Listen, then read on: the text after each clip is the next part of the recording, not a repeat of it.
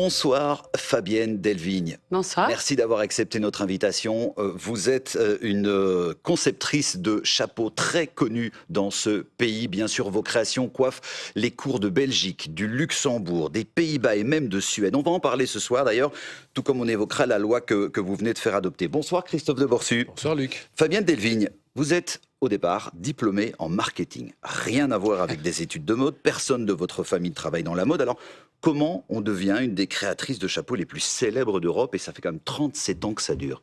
Sur un coup de tête, une envie folle de rendre les femmes belles. J'avais compris qu'en portant un chapeau, on pouvait être sublimé, mettre en valeur un regard, un sourire. Et c'est comme ça que tout a commencé. Après, il faut apprendre le métier sur le tas et puis après beaucoup travailler. Et c'est comme ça qu'on arrive à avoir un travail de qualité. Alors, vous dites que le chapeau, il a de plus en plus de succès. Comment on explique ça? Parce qu'on a envie de plus en plus de se différencier, on a envie d'être différent des autres, avoir quelque chose qui donne de la personnalité, qui fait qu'on a quelque chose de différent que les autres. Alors là, on le voit évidemment chez les femmes, c'est très connu, mais chez les hommes aussi. Le Les port du hommes chapeau, aussi, ça revient à la mode? Oui, et souvent, ils sont presque plus précurseurs pour les chapeaux de tous les jours. Peut-être aussi, ils deviennent un peu chauves de temps en temps, mais en tout cas, ils ont... Ça peut aider. Oui, ça peut aider aussi, mais de plus en plus aussi envie d'apporter quelque chose de beau sur la tête. Oui, même contre le soleil, dites-vous, contre également le côté Le froid froid de aussi, notre tout à Voilà, fait, donc tout à fait. ça n'a que des vertus, ce chapeau. Oui. Bon, maintenant, certains se disent, voilà, je vais me faire remarquer, vous connaissez l'expression un peu naïve, c'est pas un souci, ça, parfois? On n'a pas peur de porter un chapeau? On se fait remarquer par le beau.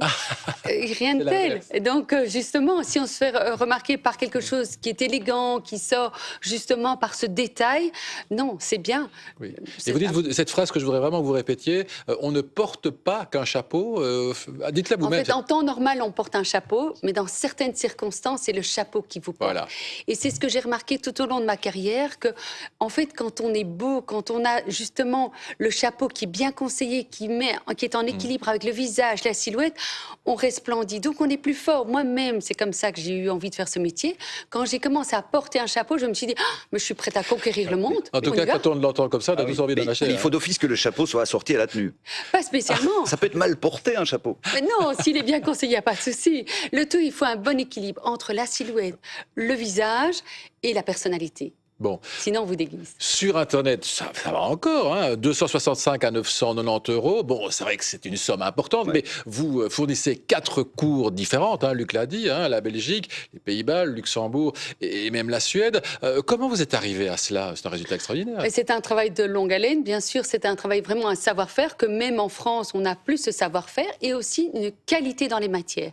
Nous avons les matières les plus belles, c'est ça qui nous intéresse, c'est ça qui me fait aussi créer, parce que la matière me fait vibrer. C'est comme ça que j'ai envie de faire des nouveaux modèles. Et c'est surtout une certaine discrétion aussi. Oui, il y a certains codes à Et connaître. puis c'est quelqu'un qui vous a introduit aussi, hein, c'est un Oui, couturier italien très notre connu. première cliente royale, dont on a eu cette chance, c'est la reine Paola. Et c'était par l'intermédiaire de la maison Armani que nous avons Eh oui. pu la connaître et la rencontrer. Alors, Fabienne Delvigne, en fait, c'est le dernier RTL Info signature de la saison. Est-ce que vous pourriez nous révéler quelque chose sur la reine Mathilde qu'on ne connaît pas encore? Oh là, ça vous ne saurez pas, parce que Allez. justement, j'ai la chance d'être fournisseur breveté de la cour. Vous Et parliez quand de la on a- discrétion tout à Et l'heure. quand on est breveté, justement, c'est un honneur. Et donc, on veut toujours être digne de cet honneur, c'est-à-dire être discrète. Mais quel type de chapeau lui conviennent, par exemple? Oh, la reine Mathilde, elle est belle par soi-même, donc elle a tous les styles, elle a les chapeaux grands, qui sont grands, mais aussi parfois des bibis. Non, tout lui va. On a la chance d'avoir une très belle reine. Bon, je crois que vous resterez fournisseur de la cour. Il n'y a aucun souci. Bon, vous venez Vous avez passé aussi le parce test. que ce soir, vous avez fait modifier une loi. Hein, c'est très important, évidemment, Luc. C'était d'ailleurs le jour juste avant la dissolution de la Chambre. Expliquez-nous, c'est quoi cette modification de loi? Alors, on s'est battu pendant presque 2 ans et demi, 3 ans, parce que jusqu'à présent, seules les perruques étaient remboursées en cas où on a une alopécie suite à une maladie grave, un cancer, une tumeur ou d'autres choses. Et je trouvais ça pas juste, parce que moi, ce que j'aime aussi, c'est sublimer les gens, pas seulement dans des moments comme des mariages ou des grands ou des personnes connues, mais aussi dans des moments où la personne est perd un peu ses moyens parce qu'elle perd ses cheveux à cause d'une maladie. À ce moment-là, on veut, parce qu'on a vraiment une maison, on veut vraiment centrer sur l'humain, et c'est pour ça de pouvoir les aider.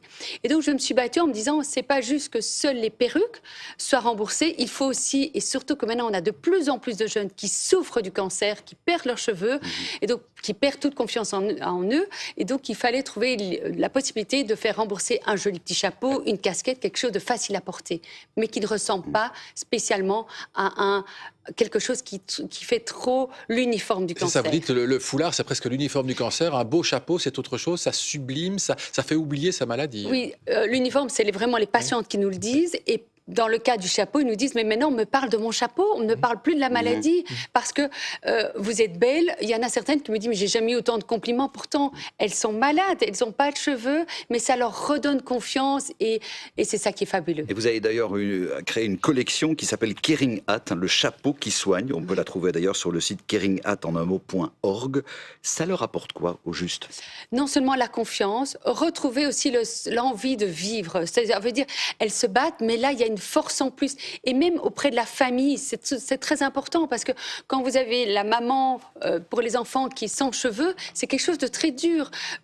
Quand la maman vient chercher sa fille à l'école et qu'elle a un joli petit chapeau ou une casquette, les enfants lui disent « Waouh, ta maman, elle est super branchée !» Donc, vous voyez, tout est plus doux pour le mari quand il rentre un joli petit chapeau fuchsia qui l'accueille. Ouais. Mais tout est plus soft. Et vous dites aussi que la tête rétrécit quand on est malade, et donc vous avez dû faire une collection aussi pour cela. Oui, alors rétrécit, je ne sais pas si c'est le terme, mais moi, ce que je remarque, en fait, en temps normal, une taille moyenne en Belgique pour une femme, c'est 57, et que je remarque que c'est 3 cm, parfois moins, encore plus petit. Ouais. Donc, moi, je ne peux pas l'expliquer, je ne suis pas scientifique et je ne me permettrai pas, mais moi, je remarque que la moyenne est beaucoup plus petite.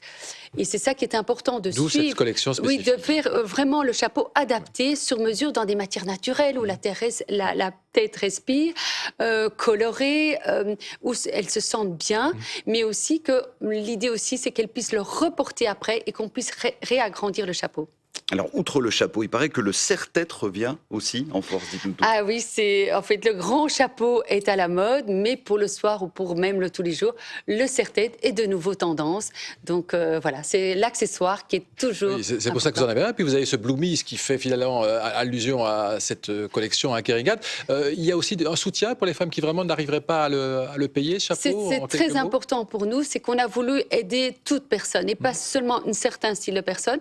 On a créé la ASBL Caring Hat Fund, qui est toute personne en difficulté. C'est-à-dire que toute personne pourront nous maintenant avoir 120 € remboursés par la mutuelle, mais en plus, si elles ont des difficultés, notre ASBL prend en charge la totalité du chapeau.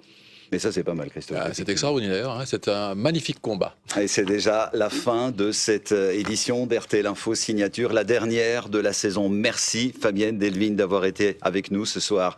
Merci Christophe. Ça a été formidable, Luc. Merci beaucoup. Et merci à vous. Dans un instant, la météo de Sabrina Jacob, suivie du magazine Coûte que coûte et du film Camping 3. Très belle soirée sur RTL et à demain, 19h.